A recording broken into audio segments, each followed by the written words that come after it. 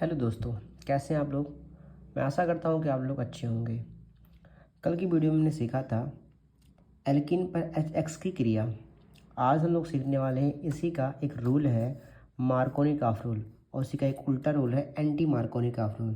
तो आज हम लोग मार्कोनिकॉफ रूल और एंटी मार्कोनिकॉफ रूल समझेंगे कि ये होता कब है और एक कब लागू होता है।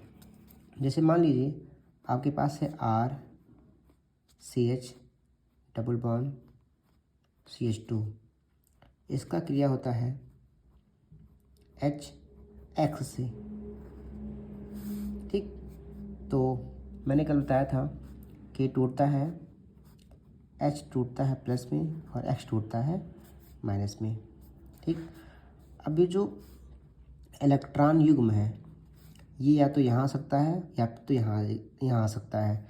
तो इलेक्ट्रॉन युग्म वहाँ जाएगा जहाँ पर कार्बोधनायन अस्थायी होगा, इसलिए जो इलेक्ट्रॉन युग्म है वो इस साइड जाएगा और इस पर चार्ज रहेगा माइनस का और इस पर चार्ज रहेगा प्लस का। और अगर सेकंड डिग्री कार्बोकैटायन बनता है, कार्बोधनायन बनता है, तो वो ज़्यादा अस्थायी होता है, इसलिए यही आपका सही होगा।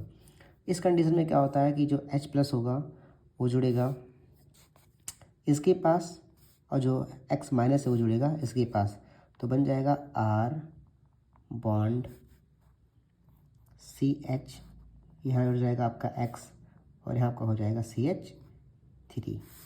यही होता है मार्कोनिकॉफ रूल, मतलब नाभिक स्नेही वहाँ जुड़ता है जहाँ पर हाइड्रोजन की संख्या कम होती है। और एंटी मार्कोनिकॉफ रूल इसी का उल्टा है। इसी का उल्टा मतलब कि X वहाँ जुड़ेगा जहाँ पर हाइड्रोजन की संख्या अधिक होगी, अर्थात ये बनेगा R बॉन्ड CH2CH2X। ये आपका है MKR रूल, मार्कोनिकॉफ रूल, और ये आपका है एंटी मार्कोनिकॉफ रूल। याद रखिएगा एंटी मार्कोनिकॉफ रूल पराक्साइड की उपस्थिति में होता है और मार्कोनिकॉफ रूल में जो यहाँ X है उसके स्थान पर केवल और केवल Br लिया जाता है।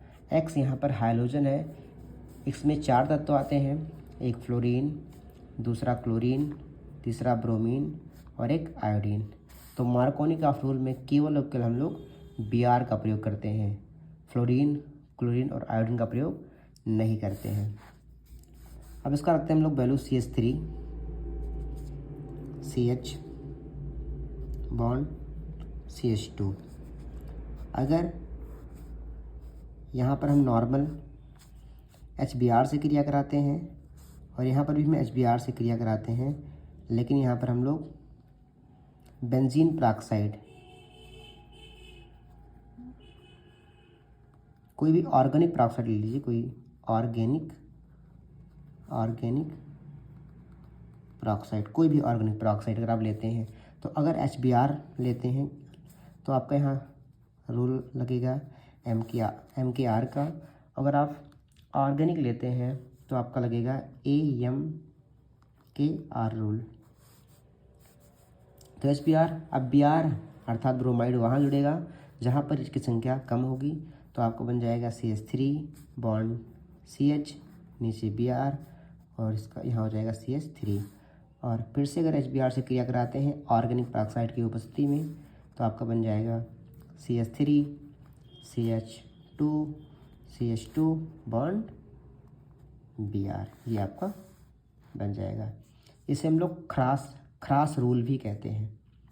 इसका नाम होगा 2